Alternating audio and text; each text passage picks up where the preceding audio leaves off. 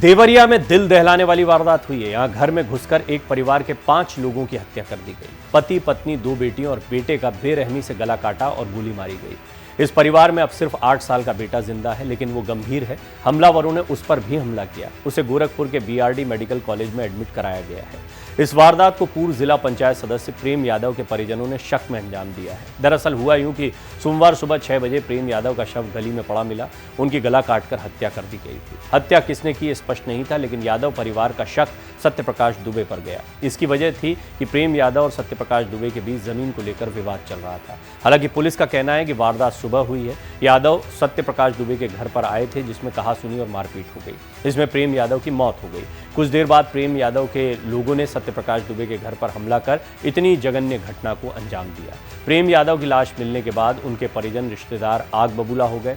20 से 25 की संख्या में परिजन हाथ में लाठी, बंदूक और गड़ासा लेकर गांव में कुछ ही दूर पर रहने वाले सत्यप्रकाश के घर पर पहुंच गए। चश्मदीदों के मुताबिक गुस्साई भीड़ को आता देखकर सत्यप्रकाश ने घर का दरवाजा बंद कर लिया, क्योंकि सुबह का वक्त था। ऐसे में आसपास के ज्यादातर लोग सो रहे थे। प्रेम यादव के परिजन दरवाजा तोड़कर सत्यप्रकाश के घर में घुस गए। इसके बाद बेरहमी से एक एक की हत्या करना शुरू कर दी। सत्यप्रकाश के घर पर जब हमला हुआ उस वक्त 6 लोग थे। हमलावरों ने पूरे परिवार को मार दिया। सिर्फ 8 साल का बच्चा बचा, वो भी गंभीर हालत में। ग्रामीणों के मुताबिक हमलावर वहशी हो चुके थे।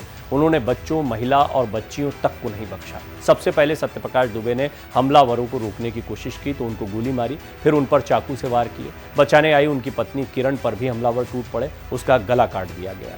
इससे मौके पर ही उसकी मौत हो गई। इसके बाद हमलावरों ने सत्यप्रकाश की बेटी सलोनी, जिसकी उम्र 18 साल थी, को गोली मारी और चाकू से वार किए। उसकी मौके पर ही मौत हो गई। इसके बाद 10 साल की बेटी नंदनी और 15 साल के बेटे गांधी को भी मार डाला। सबसे आखिर में 8 साल के बेटे अनमोल पर हमला किया। वो अभी भी गंभीर अवस्था में अस्पताल में भर्ती है।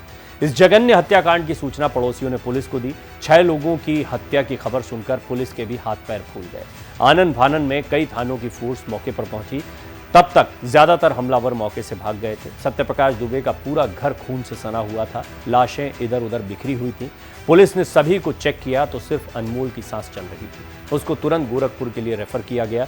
वहीं प्रेम यादव के घर की गली में उसकी लाश पड़ी हुई थी। प्रेम यादव की हत्या किसने की, फिलहाल अभी तक ये साफ नहीं हो पाया है।